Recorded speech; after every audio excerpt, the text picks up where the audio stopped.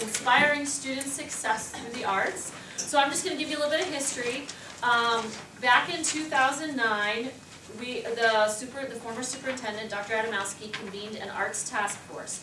And he said, what I want you to do is study national models, take a look at what some of the key factors are in Hartford, and build a series of recommendations as to how arts can support the work that we're doing here with Hartford Public Schools. So, and out of that came this vision, this organization, this partnership called Hartford Performs with our tagline, Inspiring Student Success Through the Arts. So on the first page, when you flip it open, it has our vision. Hartford is a community where the arts are integral to students' academic development, fostering 21st century leaders, creative thinkers, and problem solvers.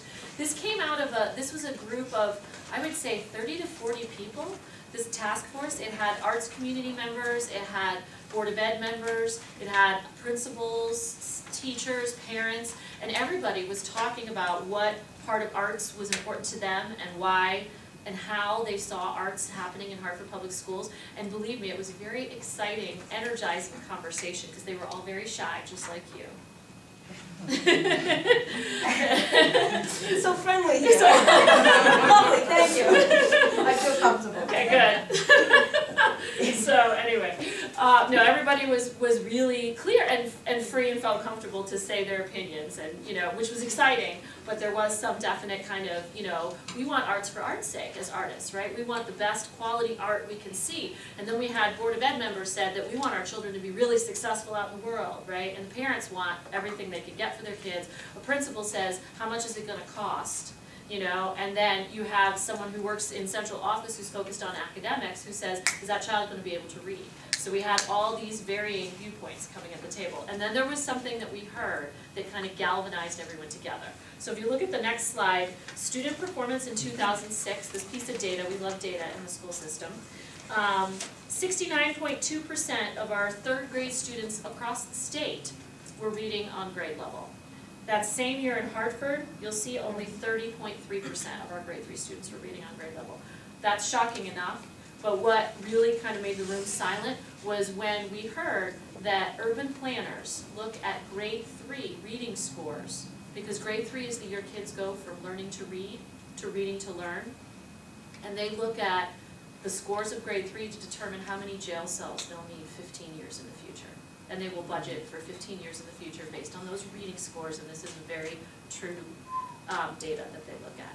So the whole room went, and kind of everyone said, oh wow, okay, so we need to make a difference on that, right? All of we can do it through arts, we can do it through, whatever our agendas are, we're going to come together and we're going to make this number go up. We're going to make our children be able to read. And one thing that was kind of different about what we were doing in Hartford is we have this thing called school autonomy.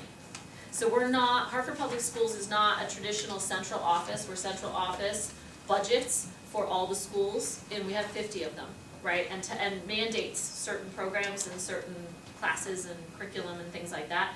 Hartford, as part of the reform, said we're going to actually empower our principals. If their school is proving that they're at a certain level and they're successful at a certain level, we're going to give that principal autonomy.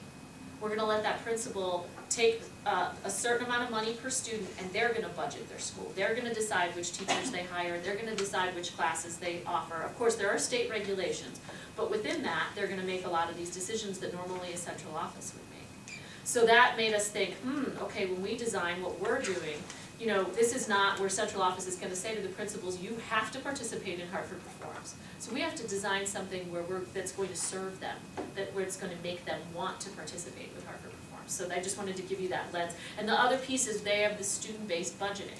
So they look at, like the Board of Ed and all of Hartford principals, they look at a child in terms of a dollar number, right? So when we started to talk about dollar numbers, and you'll hear more from Jacqueline when she goes to RFQ, we think in terms of a per student cost, and that's why we do it that way, to align with the vision of the district. Okay.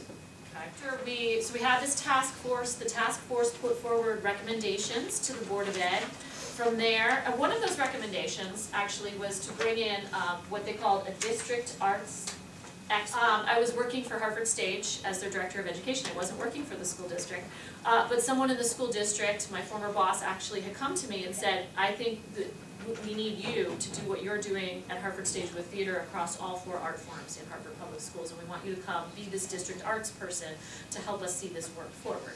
So I left my job, she convinced me, and I've been here ever since. So I'm in the Office of Academics, where I will remain as the Senior Executive Advisor for the Arts and supporting all of this work, because that's one of the commitments that Hartford Public Schools made, is we were going to have someone in central office who's going to support the vision and work of Hartford Performs. In the beginning, that meant creating it, forming it, helping it grow, which is what I've been doing, which is why I also said to you guys that I was the interim executive director. And actually, literally next week, we are, for the first time after 4 years, going to have a permanent executive director. So I will stay involved, but I just wanted to give you guys all that background, because you'll hear a new name as our executive director, and his name is Robert Warren. So I just wanted to kind of give you that little background. So the other recommendations, one of them was we're going to create a community partnership, a public-private partnership. This is not going to be something that is run and owned by the school district, and it's not going to be something that's run and owned by the arts community.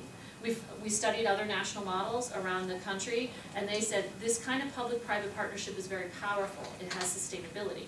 If a superintendent comes in and doesn't really love this vision of Hartford Performs, if you were under the school district, it might go away, right? Or the arts community in the beginning, and probably sometimes still is, was uncomfortable with this idea of creating this plan and this vision for arts education in Hartford Public Schools, because, is it going to take away funding from us, right? And so someone might get really afraid and try to kind of get in and destroy the vision of it. We actually, to speak to that funding piece of it, we were always very transparent from the beginning, and we have sat down with funders and we have said, if our partners and our arts providers are not fiscally healthy, we can't do our work. So we never want you to take money away from them that you're already giving them. We're asking for additional funding, or we're asking you for connections for national people that you might know, or other sources where we could research funding.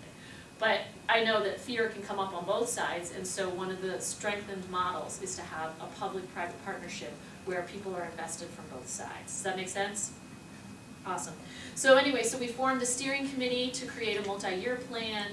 A group of people went down to Dallas to visit their city and what they're doing. They have a model down there called Big Thought. We studied a lot of models, but we decided we wanted to go down and really take a close look at theirs. It was a city that had similar demographics, and they'd also been around for a decade, and they were successful at what they were doing. So we wanted to find out what worked and steal it and alter maybe some things, that some of their lessons learned.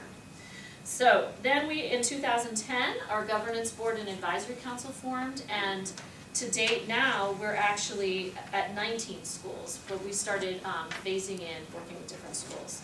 So the next page just kind of gives you a quick reminder that we are a community partnership. Hartford Performs is its own legal entity. Again, not with Hartford Schools or the community or the Arts Council. The Greater Hartford Arts Council is on this because they, since the beginning, since the inception, they are our fiscal sponsor. They have been kind enough to allow us to incubate and grow. We're using their 501c3 as we write grants, and they're helping with the payroll processing and some of our back office services. It was always the plan that we would start there and incubate and grow, and if and when there was a right time, we would seek our own nonprofit status. And we actually now have an office at in the school, one of the schools, and we're moving towards our 501c3 status, and we're hopeful that in 2013 we will have that and be able to completely separate from the Arts Council, still have a relationship with them because they're in the arts community, but they would no longer be our fiscal sponsor at that point, but they are right now. So here is sort of what the Hartford Public Schools has, and this is the district art expert, is what I mentioned to you guys. It's a big commitment that the district is making to this work. Financial commitment, you'll notice on the back page when we get there that the Hartford Public Schools makes an ongoing financial contribution to Hartford Performs. I work deeply in communicating and facilitating with the schools, so that's an important piece to be able to have good communication with the constituency you're working with the students. And the school district has high-level representation on our board. Actually, our co-chair is one of the superintendent's cabinet members, Jennifer Allen. She's our chief talent officer in Hartford, and she sits on the board as a co-chair, which is really terrific to have that level of commitment. Then the Arts Council, like I said, they're our fiscal agent. They're providing a nonprofit umbrella for us, and they're also participating on our board. And then the community, we have lots of students and families, artists and arts organizations, and funders that we're working with that we view as part of our community. So that's who we are and what we're about. The next page says what we do. Okay, so these are our program components. So now you know who's doing it, so now we're going to talk about what we decided was important that we wanted to do. And there was 3 areas of delivery. In-school arts instruction, which is your sort of music and visual arts, sequential, traditional training during the school day.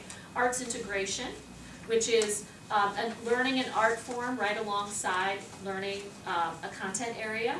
And then the 3rd area, out-of-school time arts programming. And we decided these were all equally important, and that when a child had all 3 of these, which is what we talk about, the sweet spot in the middle, when all 3 are delivered, that was when the maximum impact would happen. So our goal was within 10 years to have all of these working for all of our students in Hartford. And one of our core beliefs from the beginning was equity and access for all. A lot of people around the table said, you know, there are some schools that get all of the programming, right? And it could be because that principal's an arts lover. It could be because there's an easy communication line into that school. It could be because that school has extra funding. You know, there could be a million reasons why one school does or didn't have sort of programming. So one of the things the group at the table said is we want to make sure whatever we build, that all of our children in Hartford across all of our schools have access to it. And then another thing that was important was across all 4 art forms. So equity across all 4 art forms and equity with all children. So we had these visions of our components, and we had to ask ourselves, we couldn't do all that at once. You know, how are we going to get all that done? So we said, what can we do now with the resources that we have and measure it? And what came to the front was arts integration with those 4. So you'll see in our growth model, we started with arts integration. And what we decided was we were going to start with a full school model. So we said in our first year we'll work with 4 to 6 schools, every child in the school. Every child in the school was going to have access to programming selected by teachers from the database. And the database is the database that you are here to find out about and potentially apply to be into and be a part of. And Jacqueline will talk a little bit about how that process works and what teachers do when they select those programs and how that works in the schools. But we said we were going to do this as, instead of just like 3rd grade across the district, we're going to do it school by school. You're going to have a bigger impact on culture if every child in the school is engaging in the arts in this way, right? So from the beginning, most of the kids had at least 1, if not 2 or 3, arts providers come into their classroom during the school year, or they went to an off-site performance and they had these experiences from the beginning. And then each year, and we're in year 3 now, we've added 6 or 7 additional schools. So we actually now have 19 schools that are, each child in those 19 pre-K to 8 schools are receiving anywhere between 1 and 4 arts experiences during the year connected to their curriculum. So it's pretty exciting growth, and we're going to keep going and adding on our pre-K 8 schools until we're at capacity. And we also are talking about how can we deliver something for high schools. We looked at high schools, but of course scheduling is a huge challenge there. We study national models, no one has one. So we know that's something we want to start to talk about, but we have to start somewhere, so we started with the pre-K 8 and arts integration. Simultaneously, you'll see there's been planning for the in-school support. What does that look like for our teachers? How can we support our PE teachers with dance, like the program that Michelle has brought to us that's coming through the PE classroom? How can we support our music teachers, our art teachers with what they're doing? And we've started to look at what Hartford Performs can do. It's not our responsibility because we're not the Board of Ed to deliver it, but what we want to do is support and buoy that sequential instruction that's happening by those teachers. And then, of course, the other area, the out-of-school time, that's sort of the 3rd area, and in our plan, the last area that will come to fruition, we're sort of building backward to that we see in about 10 years. Well, what Hartford Performs wants to do is, we loved this idea of what Dallas said. They said that a child's view of their neighborhood is 2 miles from where they go to school. And what we want to do is build out a blueprint, a database. Hartford Performs wants to help Hartford parents to be able to have a dance, music, theater, or visual art experience within 2 miles of their child's school. So that's kind of a big undertaking to try to map that out, to have, and it may be that, this is Joe Young from Young Studios here, right? And he already has after-school programs, right? So it may be that we have a database where a parent can go in and say, oh, I want, a film program for my child, where can I go do that? I want a dance program in the neighborhood where my child is, a music program. So we want to help catalog what's already happening, and then where we find could be, I'm sorry, I should have said gifted ones, you're all over the city. She has all sorts of wonderful after-school programs happening. But if there's schools that, or areas of the city where there's nothing accessible, that's where Hartford Performs wants to say, gee, can we help funnel a particular organization to start delivering after school there, or do we need to create something and generate something? That's sort of how we're looking at it. So we want to, it's really about making sure that that everyone knows what's happening and it's accessible to them, and then filling in the gaps where there's holes. Does that make sense? And that's a big vision. I mean, Jacqueline has been taking the lead with the ad hoc group on our advisory council, and just to take an inventory and try to figure out what is actually happening, across the city, at schools and after school and across art forms. It's big. But we're going to work on it, and we're going to find our way through. So the next page has what we mean by arts integration, a continuum. And we totally stole this from Dallas, and they said it was fun. Steal it, make it your own. I had a teacher at college that said that. Because this is great. We said we wanted all students to participate. What if a teacher is really uncomfortable, right, with arts? And here we have, we've required that every grade level team choose arts programming. So how do we make it all okay? And they had this idea of having a continuum where you could just be on the continuum, access, just giving that child access to the arts experience is just getting up on there. If you don't have access, you can't move up, right? And then you can move to alignment, where you're starting to think about how you can align what's happening to the student's curriculum. And then integration is when the learning is happening in the content area and in the art form at the same time. And the goal is for all the arts providers to be delivering programs at the arts integration level, and all of the teachers to be supporting those programs at an arts integration level. But we realize, we realize not everyone's going to get on the continuum in the same place. So we do a lot of professional development. We have a major professional development when you're a new school joining us. They have a full day conference that they attend, and they actually attend workshops, and the teachers become the students, and they're moving, and they're acting, and they're drawing, and they're singing, and they're dancing, and everything, and they start to get connected to why this is important for their classroom. And we do ongoing professional development for our arts providers in the database. We find out what are the needs, well, how can we support you? We just did one this last week on Common Core, the Common Core state standards, and we had some folks from the Office of Academics come and talk to arts providers that wanted to come, and they learned more about how to connect more clearly with the Common Core.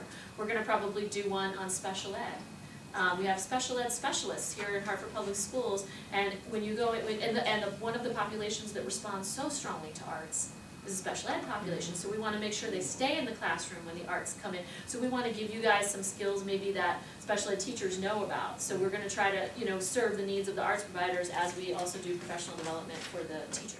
So the next page is just reminds everyone that in-school arts instruction is in addition to arts integration, not instead of. There was never an intent to remove arts from the schools. This was always intended to be in addition to.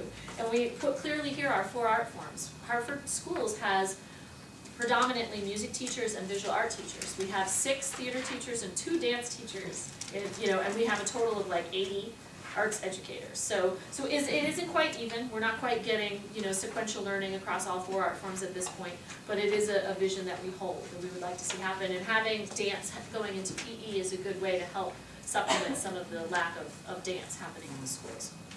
The next page is just putting down on paper out of school time can mean before school, after school, weekends, summers. The next page is about measurement. We knew from the beginning it was really important, I'm sure if you've written grants, you know the evaluation word. Well, you have to evaluate, you have to prove that you did it right? So we wanted to do that, and I've learned evaluation is actually more for being able to correct your course than it is about proving anything. That actually grantors, yes, they want to know you're doing what you said you're going to do, but what they're really interested in is you learning where things aren't going well, making adjustments to make your program more powerful. So we have a 3-year study underway, and they're looking at student achievement and program effectiveness, which is really exciting, and we've gotten a lot of great data from them, and we have another 1.5 years of working with them. Then the next page is just some anecdotal teacher reflections from some of the programs that have been in some of our schools. And you'll see, of course, we have to have pictures of children engaged in arts. So you have that. And then the next page is pictures of our classroom teachers engaged in our PD, in our professional development. Then key points. These were all words and phrases that had come up from all of the constituents. I mean, ultimately, we probably had meetings with over 100, 120 people in the planning of this vision. This was not one person's vision at all. And these were key things that kept coming up over and over again, and so we kind of put them down here saying, we want to remember this is what we're about. These are the keys we want to hit. And then I know people are always curious about funding. So, and Hartford Performs has always said from the beginning that we want to be very transparent about our funding. We want to have a very clear plan of how we're going to receive funding.